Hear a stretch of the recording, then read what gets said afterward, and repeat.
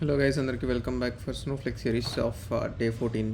ఈరోజు fail safe గురించి మెయిన్గా చూద్దాం. అండ్ ఫెయిల్ సేఫ్ గురించి మాట్లాడుకునే ముందు టేబుల్ టైప్స్ చూద్దాం. స్నోఫ్లేక్లో ఎటువంటి టేబుల్ టైప్స్ ఉన్నాయి, అవి ఎట్లా ఉపయోగపడతాయి ఫెయిల్ సేఫ్ దగ్గర అన్నది చూద్దాం. సో మొన్న మాట్లాడుకున్న ప్రకారం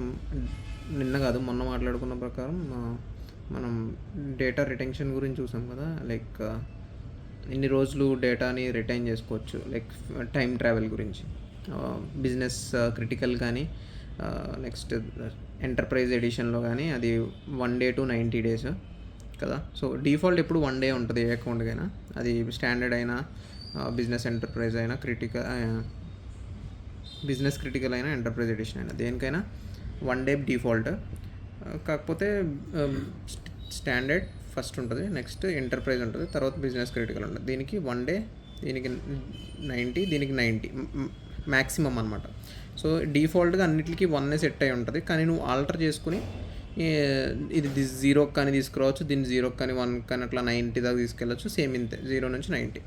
సో ఈ 90 days అయిపోయాక ఏమవుతుంది అంటే, టేబుల్ అన్నది ఫెయిల్ సేఫ్ జోన్లోకి వెళ్ళిపోతుంది. అంటే ఎట్లా అంటే, ఫస్ట్ నీ storage, original storage, right, table ఇక్కడ ఉంది. ఓకే, టేబుల్లో ఏదో చేంజ్ చేసావో, అప్డేట్ చేసావో, లేకపోతే డిలీట్ చేసావో, ఏదో ఒకటి చేసావు, అప్పుడు డిలీట్ చేసింది మనకి బ్యాకప్లో స్టోర్ అవుద్ది. అవునా, ఎక్కడ 24 hours వరకు టైం ట్రావెల్ అని చెప్పుకున్నాం కదా. సో అది రిటెన్షన్ పీరియడ్ అని గుర్తుపెట్టుకోండి. సో ఈ రిటెన్షన్ పీరియడ్లోకి వెళ్తుంది 24 hours. నేను డిఫాల్ట్ వాల్యూ గురించి మాట్లాడుతున్నాను. మీరు ఏ ఎడిషన్ తీసుకున్నా, ఒకవేళ మనం అనుకుందాం మీరు ఎంటర్ప్రైజ్ వాడట్లేదు, లేకపోతే ఎంటర్ప్రైజ్ వాడుతున్నా 1 dayకి వాడుతున్నారు retention period. So 24 hours. Business క్రెడిట్లో 1 day డిఫాల్ట్ కదా. సో ఈ 1 day తర్వాత వరకు చేంజ్ ఇక్కడ దాచుకుని ఉంటుంది. 1 day తర్వాత ఏమవుతుంది అంటే, ఈ చేంజ్ ఫెయిల్ సేఫ్ జోన్లోకి వెళ్ళిపోతుంది. ఫెయిల్ సేఫ్ జోన్ ఏంటి అంటే, ఇది 7 days ఉంటుంది అనమాట. ఓకే, ఈ 7 days దీన్ని ఒక సెపరేట్ స్టోరేజ్ కింద దాచిపెడుతుంది. ఇప్పుడు ఈ పర్టికులర్ టేబుల్ డేటా 10 GB ఉందనుకో, అంటే అప్డేట్ చేసేసాక, రైట్, ఇక్కడ అప్డేట్ చేసేసావు, టోటల్ డేటా 10 GB ఉంది. ఓకే, సో అది మొత్తం 10 GB ఎడిషనల్గా ఇక్కడ ఫెయిల్ సేఫ్ జోన్లో దాక్కుంటుంది. ఓకేనా. సో దీనివల్ల ఉపయోగం ఎంతైతే ఉందో, అంటే నీ డేటా ఎంతైనా దాస్తుంది కదా. నువ్వు ఇప్పుడు ఈ 24 hours మిస్ అయ్యావు అనుకో, రైట్, ఈ 24 hours దాటేసి ఫెయిల్ సేఫ్లోకి వెళ్ళిపోయినా నువ్వు ఈ 7 daysలో ఎప్పుడైనా రిట్రైవ్ చేయొచ్చు. కానీ ఇక్కడ మైనస్ ఏంటి అంటే, ఈ స్టోరేజ్తో పాటు అడిషనల్గా, ఐ మీన్ నీ ఒరిజినల్ డేటా ఉంటుంది కదా, నీ కరెంట్ రన్నింగ్, ఇప్పుడు ఇది వెర్షన్ 2 అనుకో, వెర్షన్ 1 అన్నది రిటెన్షన్ దాంట్లోకి వెళ్తుంది కదా. అది 24 hours అయిపోయాక వెర్షన్ 1 అన్నది ఇక్కడికి మూవ్ అయిపోతుంది. అవునా, ఫెయిల్ సేఫ్లోకి. వెర్షన్ 2 కరెంట్లీ రన్నింగ్ అవుతుంది. అది 10 GB ఉంటే వెర్షన్ 1 కూడా 10 GB ఉంటుంది, రైట్. సో ఈ వెర్షన్ 2ని మళ్ళీ నువ్వు వెర్షన్ 3 చేసావు, ఓకే, కొంతసేపు ఆగి, అప్పుడు వెర్షన్ 2 కూడా రిటెన్షన్ పీరియడ్లోకి వెళ్తుంది, రైట్, 24 hours. అది దాటాక దీనికి మళ్ళీ ఇంకొక వెర్షన్ 2 క్రియేట్ అయ్యి 10 GB 7 days. ఇది ఒక 7 days ఉంటుంది, ఇది ఒక నెక్స్ట్ 7 days ఉంటుంది.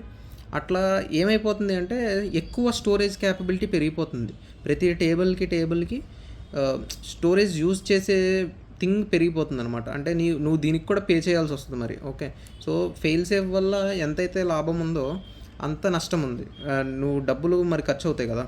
సో థింగ్ ఏంటి అంటే, ఈ ఫెయిల్ సేఫ్ ఇప్పుడు నువ్వు రిటెన్షన్ పీరియడ్లోకి వెళ్ళిన దాన్ని నువ్వు ఎట్లా తీసుకొస్తున్నావు, ఆఫ్ సెట్ అని పెట్టి నాకు ఈ పర్టికులర్ 20 ఒక 60 స్టార్ -2 ఏదో రాస్తున్నావు కదా 2 minutes బ్యాక్కి వెళ్ళాలంటే. సో ఇది అయితే ఎట్లా రాస్తావు అంటే, దీనికి అసలు నువ్వు రాయడానికి లేదు. మరి రాయడానికి లేనప్పుడు ఇది ఎందుకు అంటే, ఇది స్నోఫ్లేక్ డేటాబేస్ అడ్మినిస్ట్రేటర్స్ కంట్రోల్లో ఉంటుంది. ఓకే, స్నోఫ్లేక్ టీం మాత్రమే తీసి నీకు ఇవ్వగలుగుతుంది. నువ్వు సపోర్ట్కి మెయిల్ చేసుకుని, నాకు నా టేబుల్ ఇట్లా అయిపోయింది, నేను మిస్ చేసుకున్నాను, నాది ఫెయిల్ సేఫ్లో పెట్టారు కదా. సో ఈ ఫెయిల్ సేఫ్ అన్నది ఏ అకౌంట్కైనా ఎవరికైనా ఆటోమేటిక్గా ఎనేబుల్ అయిపోతుంది. Okay, 7 days. ఓకే, ఒక టేబుల్ని నువ్వు క్రియేట్ చేసావంటే, టేబుల్ అంటున్నాను నేను. టేబుల్ అంటే టేబుల్లో టైప్స్ ఉన్నాయి. Permanent table, transient table, temporary table, 3 types. Temporary table. Okay, so వీటి వల్ల ఏంటి డిఫరెన్స్ ఫెయిల్ సేఫ్కి అంటే, సో ఫెయిల్ సేఫ్ అన్నది దీంట్లో ఉంటుంది, ఈ టేబుల్స్కి మాత్రం ఉంటుంది, దీనికి ఉండదు, దీనికి ఉండదు. ఓకే, సో దీనికి ఇది పెర్మనెంట్ టేబుల్ అంటే ఏంటి అంటే, మనం ఎప్పుడు రాస్తాం కదా, క్రియేట్ టేబుల్ నేమ్ అని రాస్తావు కదా. ఇప్పుడు దాకా మాట్లాడుకున్న అన్ని ఎగ్జాంపుల్స్ మనం పర్మనెంట్ టేబుల్సే క్రియేట్ చేసాం. సో మనం చేసిన ప్రతి టేబుల్కి మనం స్టాండర్డ్ ఎడిషన్లో చేస్తున్నాం కాబట్టి మనకి 1 డే రిటెన్షన్ పీరియడ్ ఉంటుంది. మనం ఇందాక మాట్లాడుకున్నట్టు ఇక్కడ మాట్లాడడం కదా, స్టాండర్డ్ ఎడిషన్కి 1 డే రిటెన్షన్ పీరియడ్ ఉంటుంది. అది అయిపోయాక 7 days ఫెయిల్ సేఫ్లోకి కూడా వెళ్ళిపోద్ది ఆటోమేటిక్గా. ఓకే, నువ్వేం ఆప్షన్ ఎనేబుల్ చేయక్కర్లేదు, ఆటోమేటిక్గా వెళ్ళిపోద్ది. ఎందుకంటే నువ్వు క్రియేట్ చేస్తుంది పర్మనెంట్ టేబుల్ కాబట్టి. అదే నువ్వు ట్రాన్సియంట్ టేబుల్ కానీ టెంపరీ టేబుల్ కానీ క్రియేట్ చేస్తే అసలు దానికి ఫెయిల్ సేఫ్ అన్న ఆప్షనే లేదు, రైట్? సో దాన్ని ఎలా క్రియేట్ చేయాలో ఒకసారి చూద్దాం. ట్రాన్సియంట్ టేబుల్ని ఎట్లా క్రియేట్ చేస్తుంటే create transient space table name ఇచ్చుకుని సేమ్ ఇంకా ప్రాసెస్ అంతా సేమ్. జస్ట్ ఇక్కడ ట్రాన్సియంట్ అని కీవర్డ్ మెన్షన్ చేస్తే సరిపోద్ది. దీనికి కూడా సేమ్ టెంపరీ అని కీవర్డ్ రాస్తే సరిపోద్ది. సో దీనికి ఈ రెండింటికి డిఫరెన్స్ ఏంటి? మొత్తం అంతా సేమ్, రిటెన్షన్ పీరియడ్ అన్నీ ఉంటాయి, జస్ట్ ఫెయిల్ సేఫ్ ఉంది, ఫెయిల్ సేఫ్ లేదు, అంతే. దీనికి ఈ టెంపరీకి మిగతా వాటికి డిఫరెన్స్ ఏంటి అంటే ఈ టెంపరీ టేబుల్ జస్ట్ టెంపరీ ఒక సెషన్. ఇప్పుడు నువ్వు ఒక వర్క్ షీట్ తీసుకుని మనం క్వెరీస్ రాస్తాం కదా స్నోఫ్లేక్లో. సో సెలెక్ట్ సంథింగ్ రాస్తున్నాం, పక్కన ఇంకో వర్క్ షీట్ ఓపెన్ చేయడానికి ప్లస్ బటన్ ఉంటుంది. ఓకే, సో నువ్వు ఈ టెంపరీ టేబుల్ అన్నది క్రియేట్ టెంపరీ టేబుల్ నేమ్ అని ఒకటి క్రియేట్ చేసి దాంట్లో డేటా ఇన్సర్ట్ చేసి ఏ ఆపరేషన్లు చేసావు, మళ్ళీ సెలెక్ట్ రన్ చేసావు ఈ టేబుల్ మీద, రైట్? సో ఈ టేబుల్ అన్నది నీకు ఈ వర్క్షీట్ మాత్రం వరకే ఉంటుంది. ఓకే, నువ్వు ఈ పక్క వర్క్షీట్లో ప్లస్ కొట్టి సేమ్ ఇదే టేబుల్ని సెలెక్ట్ క్వెరీ రన్ చేసావంటే నువ్వు ఇక్కడ ఏదైతే టేబుల్ క్రియేట్ చేసావు టెంపరీ టేబుల్, ఈ టేబుల్ ఇన్యాక్సెసిబుల్, అసలు ఉండదు. Temporary table is permitted and it's only concise to that particular worksheet. ఆ సెషన్ ఉన్నంత వరకే ఆ టెంపరీ టేబుల్ అలైవ్గా ఉంటుంది. నువ్వు ఎప్పుడైతే సెషన్ క్లోజ్ చేసావో లేదా కొత్త ట్యాబ్లోకి వెళ్ళిపోయావో, కొత్త వర్క్షీట్ ఓపెన్ చేసుకున్నావు స్నోఫ్లేక్లో, అంతే, అవుట్. ఇంకా టెంపరీ టేబుల్ అన్నది నువ్వు మర్చిపోవాలి. సో దానికి అసలు మామూలుగానే లేదు, ఇంకా రిటెన్షన్ ఎక్కడ ఉంటుంది, ఫెయిల్ సేఫ్ ఎక్కడ ఉంటుంది చెప్పు, right? So transient table, permanent table, temporary table గురించి మీకు అర్థమైంది. దేనికి ఫెయిల్ సేఫ్ ఉంది అంటే పర్మనెంట్ టేబుల్కి మాత్రమే ఫెయిల్ సేఫ్ ఉంటుంది. సో మీరు ఎప్పుడు క్లియర్గా గుర్తుపెట్టుకోండి, డెవలప్మెంట్ యాక్టివిటీస్ అంటే ఎప్పుడైతే మీరు తయారు చేయడం డెవలప్మెంట్ చేసి తర్వాత టెస్టింగ్కి మూవ్ చేసి తర్వాత ప్రొడక్షన్కి మూవ్ చేస్తారు కదా.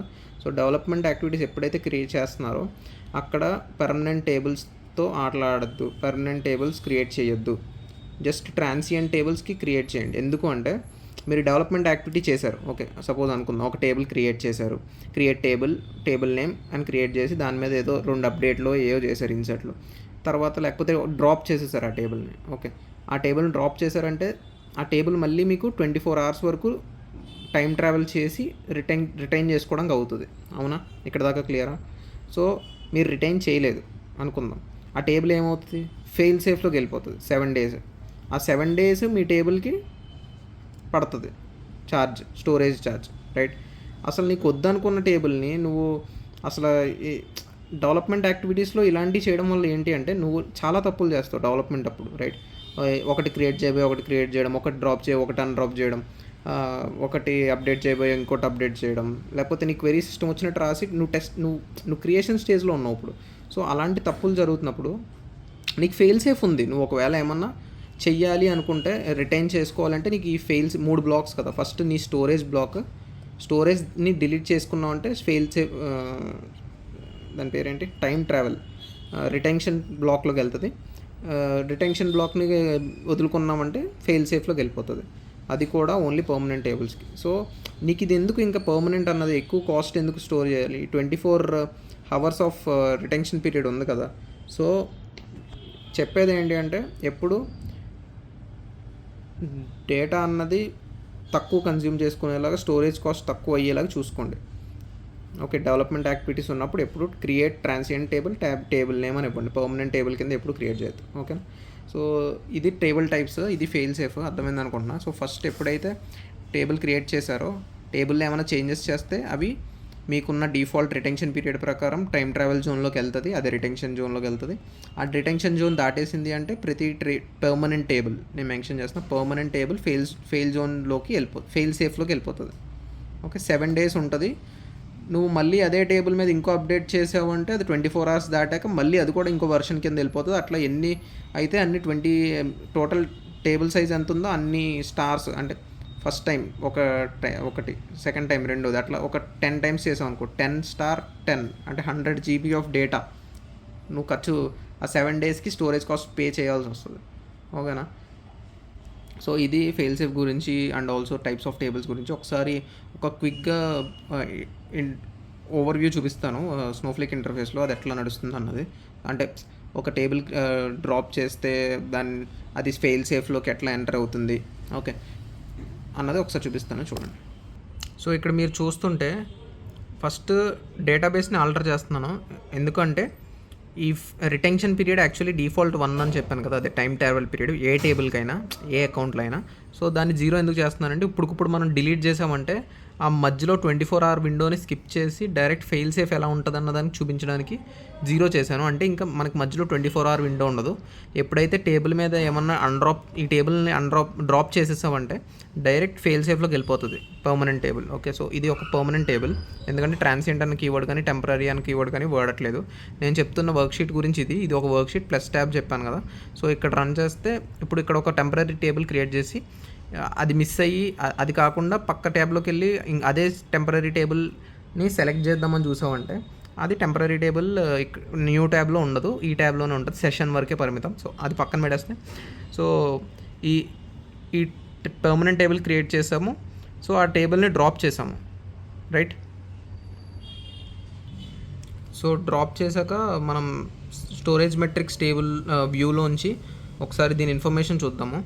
సో ఇదే కదా టేబుల్, కస్టమర్ టేబులే కదా మనం డ్రాప్ చేసింది. ఆ టేబుల్కి మనం చూస్తే సో యాక్టివ్ బైట్స్ అంటే మనం మాట్లాడుకున్న ఒరిజినల్ డేటా.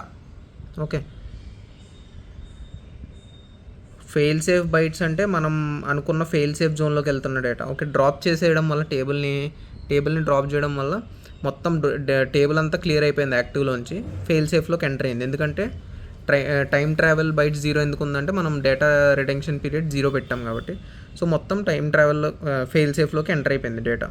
ఓకే, సో ఇంత 10 GB ఫైల్ ఇక్కడ ఇలా హోల్డ్ అయిపోతుంది. ఓకే, సో మళ్ళీ దీన్ని అన్డ్రాప్ చేస్తే ఇక్కడ నుంచి తెచ్చుకుంటుంది. కానీ టైం ట్రావెల్ ఉంటే అన్డ్రాప్ చేయొచ్చు, నువ్వు అన్డ్రాప్ చేయలేవు ఫెయిల్ సేఫ్ నుంచి అన్డ్రాప్ చేయాలి అంటే నువ్వు స్నోఫ్లేక్ సపోర్ట్ని కాంటాక్ట్ చేయాలి. ఓకేనా. సో ఫెయిల్ సేఫ్ అంటే అది మొత్తానికి. That should be all for today. Thank you guys, by.